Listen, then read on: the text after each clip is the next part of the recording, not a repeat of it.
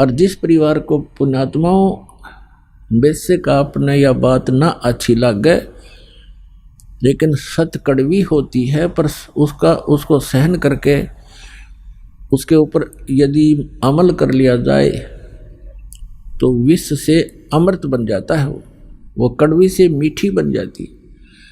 जो परिवार आपका है ये आपका नहीं है। आप एक दूसरे के पिछले पूर्व जन्म के संस्कारों से या बेटा बेटी, पुत्र पुत्री, पति पत्नी जैसे भी रिश्तेदारी बनी है, ये एक लेवा एक देवा दूतम। जैसे सुखदेव ऋषि ने अपने पिता व्यास जी से कहा था, गर्भ से निकलकर चलते चलते, गर्भ से बाहर आते ही, अपनी माँ के गर्भ से 12 वर्ष की आयु में, 12 वर्ष तक माँ के गर्भ में रहा था। बाहर आते 12 वर्ष का रूप, जितनी आई हाइट बन गई उसकी एकदम, और उठ के चल पड़ा। व्यास जी ने ये कहा था कि आप बेटा मुझे दर्शन दे दे, 12 वर्ष तेरी इंतजार करी, बालक होगा बालक होगा। तो उसने कहा था कि ऋषि जी, ना जाने कितनी बार तू मेरा बाप बन लिया, ना जाने कितनी बार मैं तेरा बाप बन लिया। ये तो बुरा झंझट है।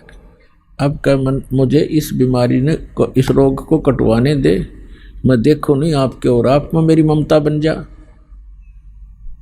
मैं नहीं देखूंगा। और कहा, एक लेवा एक देवा दूतम, कोई किसी का पिता नहीं पुतम, ऋण संबंध जुड़ा एक ठाठा, अंश में सब 12 बाटा।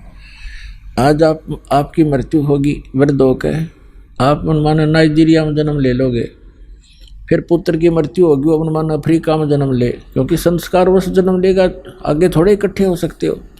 और ये जो साधना आपको बताई जाती है सत भक्ति, इससे आप पूरे परिवार जो आज दीक्षा ले लेगा, क्योंकि ममता तो आपकी में रहेगी थोड़ी बहुत, लेकिन आप में एक आस्था और प्रबल हो जाएगी इस ज्ञान के आधार से कि हम वहाँ जाएंगे सतलोक में, और इनको हमने भक्ति पर लगा दिया, ये भी वहीं आ जाएंगे अपना समय पूरा करके, तो हम फिर वहीं ऐसे इकट्ठे हो जाएंगे, क्योंकि ये सत्य है और ये ज्ञान आपके हृदय में समाया रहेगा।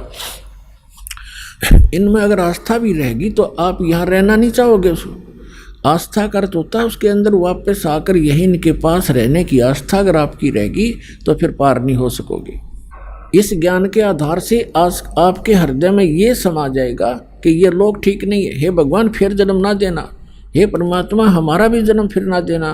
और हमारे संबंध में जो आए हैं बच्चे, कोई किसी भी नाते रिश्ते में है, पिता है, पुत्र है, पुत्री है, पत्नी है, दादी है, माँ है, तो इनको भी आपकी ही अर्ज होगी, कभी होगी तो ये भी वहीं आ जाए और वहीं फिर हम सदा रहेंगे। यहाँ तो आज मर गए और फिर मन माना यहीं आस्था होगी तो फिर यहाँ जन्म ले लोगे। ये जन्म मरण का रोग ऐसे कटेगा जो अब दास उतारा। तो कहने का भाव ये है कि आप एक दूसरे के साथ यह परिवार बना है, ये एक ऋण है, एक दूसरे का कोई लेना देना है। तो वो भी इंसान अच्छा नहीं होता जो लेन देन ठीक से ना करे। आपको ये पता लग गया कि ये इनका हमें आपस में कुछ लेना देना है, इसलिए हमारे साथ है, तो वो इंसान भी निकम्मा होता है जो अपने लेन देन को ठीक से ना सुलझावे, वो भी अच्छा नागरिक नहीं होता। तो आपने एक अच्छे भगत भी बने रहना है, और जो भी जिस रूप में आपको पुत्र या पिता, पुत्री या माता, बहन मिला है, उन सब को वो एक रोल, एक अच्छे पात्र की तरह आपने सुपात्र की तरह उसको वो भी निभाना है, तभी आप सफल होगे।